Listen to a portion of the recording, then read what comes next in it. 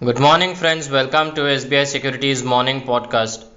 In today's podcast, we'll be discussing what to expect in Nifty and Bank Nifty from here on, as well as the crucial levels for both the indices. We'll also be discussing on the main sectors in focus in trade today, as well as the next few trading sessions. First up, coming to the update in the global markets in trade yesterday. The last few days, the global markets have been impacted by the weak US economic data, impact of potential unwinding of the yen carry trade post Bank of Japan raising its interest rates for the first time in decades, as well as geopolitical tension brewing between Iran and Israel. If we see in trade yesterday, all the three major US indices fell sharply, continuing their downward trend from the previous week. We had the Nasdaq and S&P 500 reaching their lowest levels in 3 months. This persistent decline in Wall Street followed a significant overseas sell-off highlighted by Japan's Nikkei 225 index experiencing its largest drop since Black Monday in October 1987. This has tumbled by over 12% on Monday. However, following the dip into the oversold region in the last few sessions, the Nikkei 225 rebounded sharply this morning. So if you see, it has recovered more than 10%, and it's crucial to assess whether the index can sustain its current levels. Meanwhile, GIFT Nifty is signaling a positive start for our markets, currently trading 185 points higher. Brent oil, if we see, has fallen to a 7-month low but found support near $74.94 a barrel, leading to a strong rebound. Going forward, 77.5078 will act as the immediate resistance.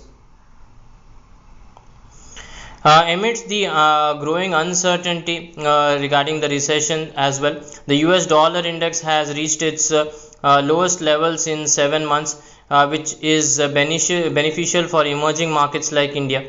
Any sustainable move below the levels of 102.50 could lead to further decline in DXY. Now coming to the update regarding our markets. So on Monday, the benchmark index Nifty witnessed a fierce sell-off as it slipped below 23,900 level for the first time after 26 trading sessions, retesting the 50-day EMA zone.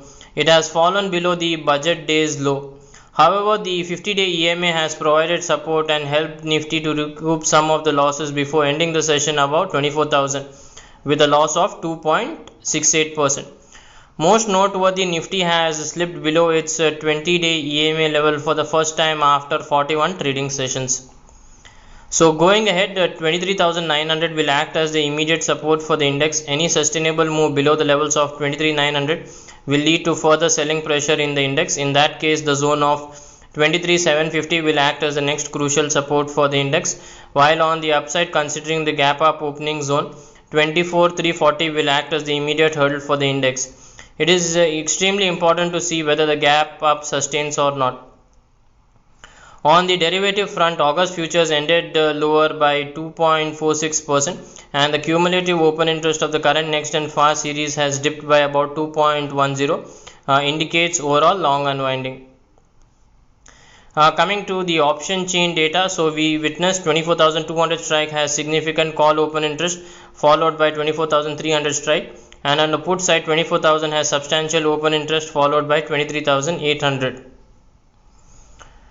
Coming to the update regarding Bank Nifty, so the banking benchmark index, the Bank Nifty has also witnessed a sharp correction in Monday's trading session. It has witnessed a correction of 1,600 points from Friday's closing. However, it has taken support near the zone of 49,700 level, which is the confluence of the 100-day EMA level and 50% Fibonacci retracement of the prior uptrend, that is from 46,077 towards 53,357. Thereafter, it witnessed a pullback of 373 points and ended at 50,092 level with a loss of 2.45%. Going ahead, 49,700 will act as the immediate support for the index. Any sustainable move below the levels of 49,700 will lead to further selling pressure in the index up to 49,300, while on the upside, resistance has shifted lower in the zone of 50,650. On the derivative front, the August futures ended lower by 2.36%, and the cumulative open interest of the current, next, and far series has surged by 14.02%, which indicates overall short built up.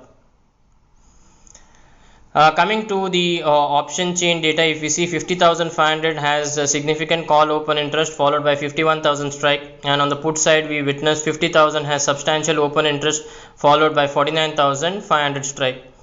On the weekly series, the open interest PCR is at 0.55, while the August monthly series, the PCR is at 0.91. Coming to the key market indicators, so the volatility index India VIX has surged by over 42% in a single day, which is the highest single day gain in recent history. This dramatic increase highlights a significant rise in market volatility.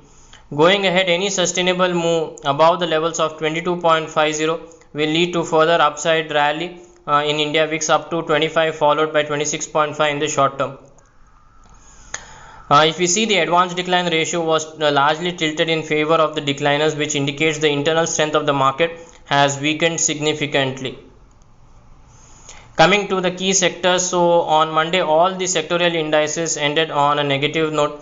Technically, Nifty Metal, Nifty PSU Bank, Nifty Realty are likely to continue their southward journey in the next couple of trading sessions. While on the flip side, Nifty Pharma, Nifty Healthcare are likely to continue their outperformance in the short term. Coming to the FII data, FII sold to the tune of 10,073 crores, while DIS purchased to the tune of 9,155 crores. That's it from my end for today's edition of the podcast. Wishing you all a happy and energetic trading session ahead. Do tune in tomorrow for more market updates and insights. Thank you. Investment in securities market are subject to market risks. Read all the related documents carefully before investing.